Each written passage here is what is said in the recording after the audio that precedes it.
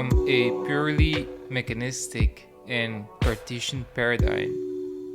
Complexity is traditionally understood and explained primarily based on its visible, or at least its recognizable, structures and organizational hierarchies. Complexity can still be broken down into relatively defined elements and predictable behaviors.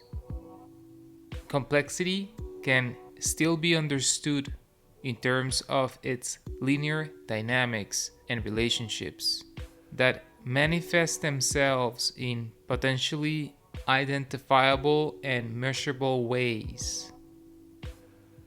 And so, whether you're talking about counterinsurgency operations or environmental impact assessments, market growth analyses, or community development projects, complexity is a concept that can be determined and classified into knowns and unknown unknowns. It can be quantified and analyzed in order to present relatively concise statistical models and approaches. However, to truly understand complex adaptive systems, we need to look for those aspects and elements, those perspectives and understandings that the dominant mechanistic paradigm is unable to identify. This is Peace and Conflict Fundamentals. I am Andres Jimenez.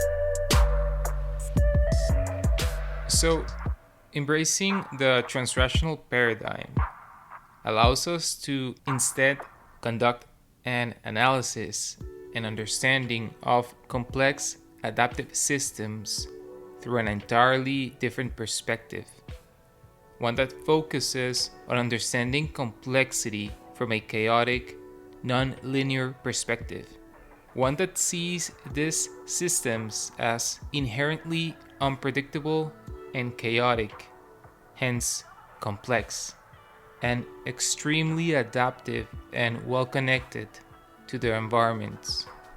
And in order to be able to identify and begin to understand how complex adaptive systems function and manifest themselves, and to do so from a systemic perspective, we must first understand their core principles or characteristics.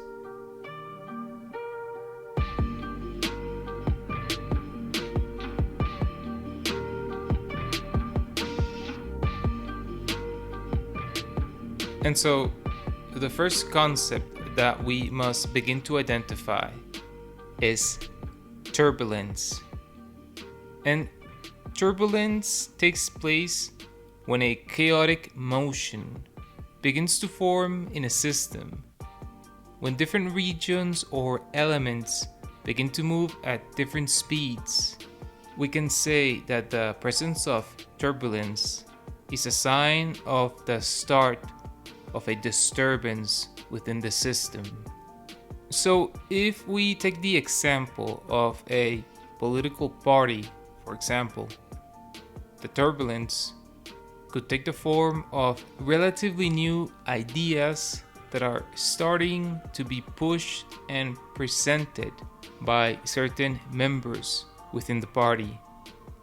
Ideas that divert from the policies and positions that the party elite have traditionally supported.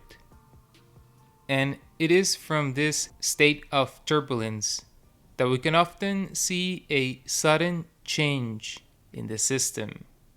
a sudden change that allows the system to jump into a different form of organization.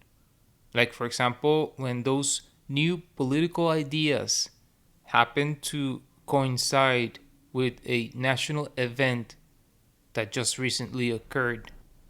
And suddenly, those relatively fringe ideas can quickly gain considerable attention and relevance. This sudden change in the system is what is known as a bifurcation point. And if we visualize the turbulence in the system like lines that go up and down periodically, a bifurcation point would then be the equivalent of a vortex suddenly beginning to emerge. And if we continue with our previous example, a bifurcation point could be the rapid rise in notoriety of a new figure within this revolutionary faction that champions the implementation of a new vision and direction for the party based on many of the principles and ideas discussed during the turbulence phase.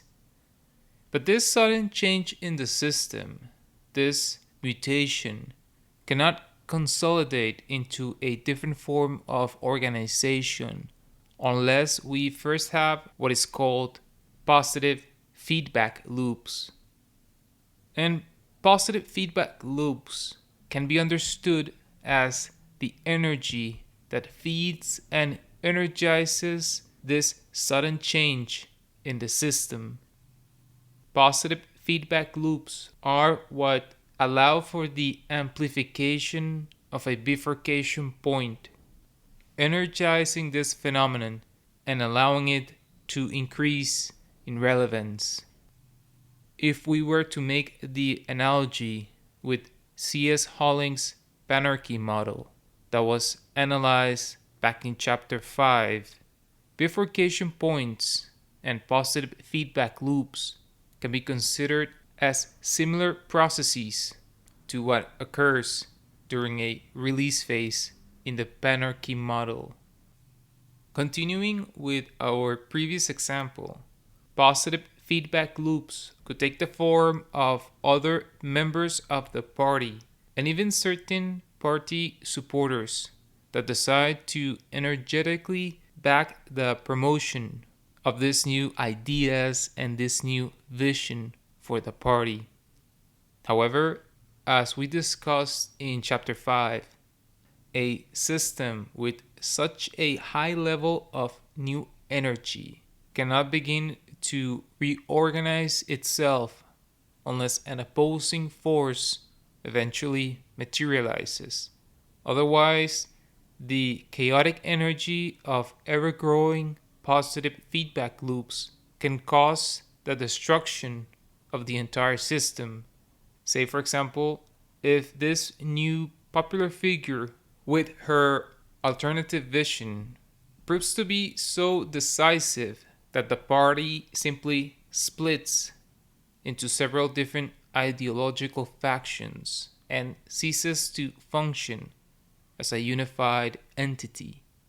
This is precisely why any successful complex adaptive system also requires the emergence of what are called negative feedback loops that can prevent the system from disintegrating and that can instead allow it to reach some type of order. Negative feedback loops are those elements that keep this new energetic system within certain constraints. They're able to reduce and contain some of this new chaotic energy that is flowing in the system. And if successful, they might make it possible for the system as a whole to reach a type of dynamic balance, which allows the previous chaotic activities to suddenly transition into a new state of order.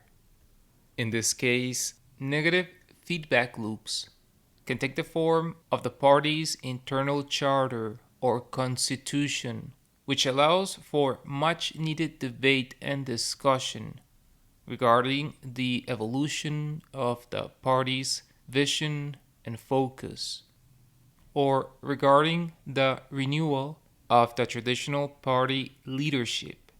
Or they can also take the form of other party figures that actively seek to reach consensus between the different ideological blocs or factions. If both positive and negative feedback loops manage to produce a certain dynamic balance, we can then say that the system has successfully managed to reorganize and take on a new form. We can probably say that the party has now shifted to a new vision and a new ideological position. And if we look again at C.S. Holling's Panarchy model, we could say that we have now moved into a reorganization phase.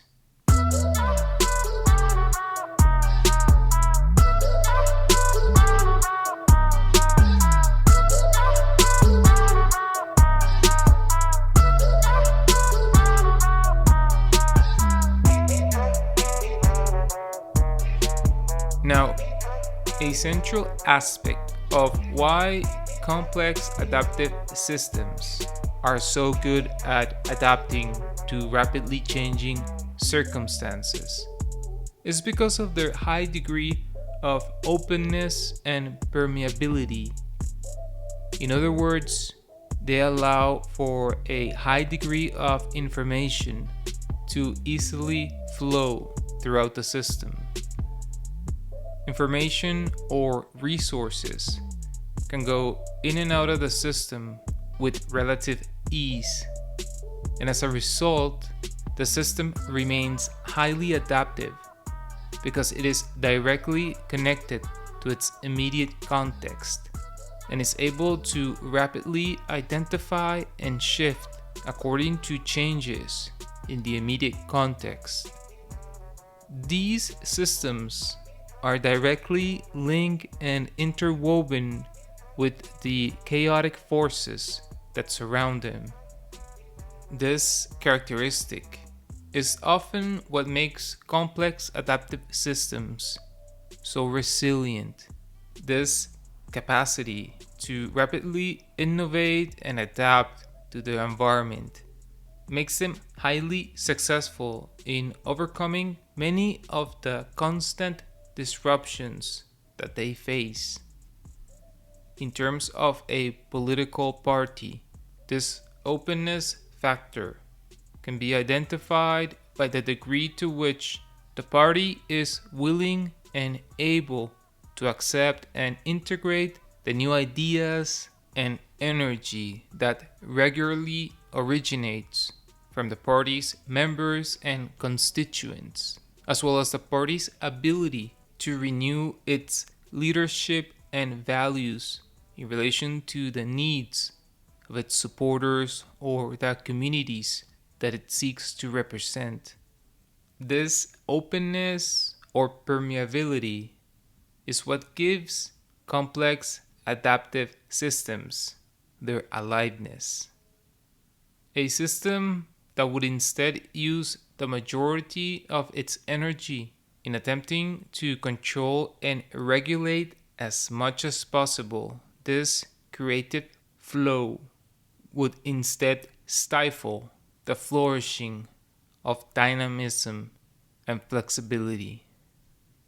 This permeability is also what allows for the existence of diversity, which is also a key element that gives the system a high level of resilience, and it makes it possible to profit from the creative energy of a diverse set of influences. We can look at natural ecosystems with their remarkable coexistence of different species and organisms in order to have a clear understanding of what this resilient diversity looks like. Now, the dynamic balance that complex adaptive systems may be able to achieve also requires the key contribution of an additional element that cannot be absent from such a system. And I am referring to what is called a strange attractor. A mechanistic paradigm could easily characterize a strange attractor as an element that guides the system in a given direction. However, strange attractors work in much more subtle and nuanced ways. We could even say mysterious, hence their name, strange. They are elements that are both inside and outside the system, and they don't actually guide or direct the elements within the system. Instead, they influence it in non-linear ways. But their role is vital because they are the element around which the system orients and gravitates. The system's openness and permeability also facilitate, at the same time, the system's exposure to powerful shocks that can throw it into a sudden state of imbalance. For example, when we see the emergence within the party of a radically new leader or party bloc with a very different vision for the party's future, or the emergence of a controversial scandal that can shake the party to its core and profoundly damage its image. A strange attractor would then be the element that will help bring the system back into a certain general orientation or direction. It acts as a unifying force that anchors the elements within the system and allows them to remain within certain general parameters and to return to a certain rhythmic flow. In this case, a strange attractor can take the form of a central or historical figure in the party's formation that helps to keep it unified and united, or an ideology or belief system that supersedes any momentary decisions.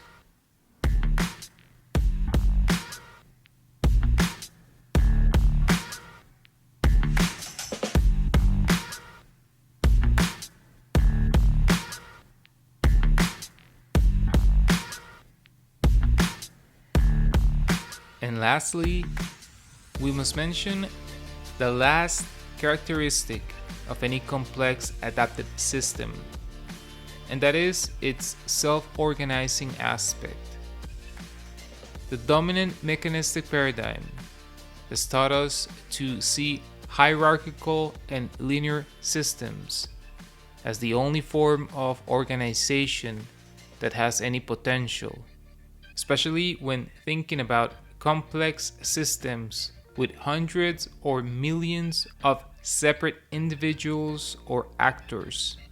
We have been taught to see the need for power and control to be organized in clearly defined ways, and to conceive of any large-scale decision-making process as something that needs to be clearly delineated in linear ways.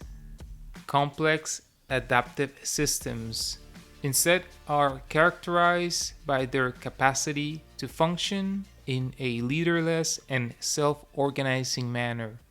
And this is possible because of the synergy and complementary work between all of the formerly mentioned characteristics. Their deep connection with their context and their openness to creative energetic flows allows these systems to quickly respond to changes in their environment and so they can self-regulate and adapt without the need for any central leader that directs or organizes the system. That is why we can say that complex adaptive systems are not designed or constructed. Instead, they emerge. And they don't come up with solutions to problems. Instead, they transition into new adaptations based on changes in their immediate context. They don't follow the linear mechanistic planning process composed of fixed stages and verifiable impact indicators. It is quite difficult to envision an example of a political party that functions through a self-organizing principle because the political system itself already forces all parties that want to participate in institutional democratic processes to conform to a hierarchical and clearly defined organizational system. However, it is possible to find numerous examples of movements and groups all around the world that manage to function and thrive through the use of leaderless, self-organizing principles. But naturally, we tend to find these movements primarily in the margins of their political systems.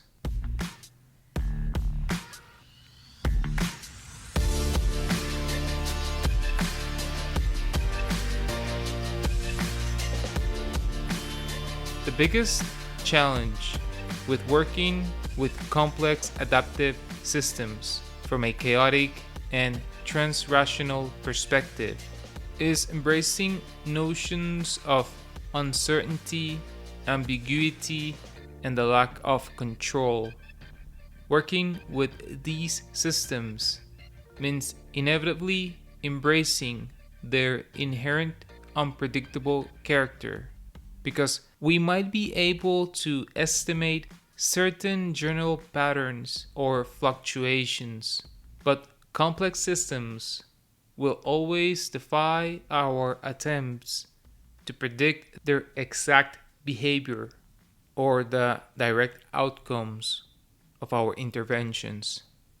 This systemic understanding of complex adaptive systems also presents us with a powerful tool in order to better comprehend why we have informal systems, organizations, movements, or organisms that thrive while not meeting the traditional organizational characteristics that we have been taught to look for by the mechanistic Cartesian paradigm.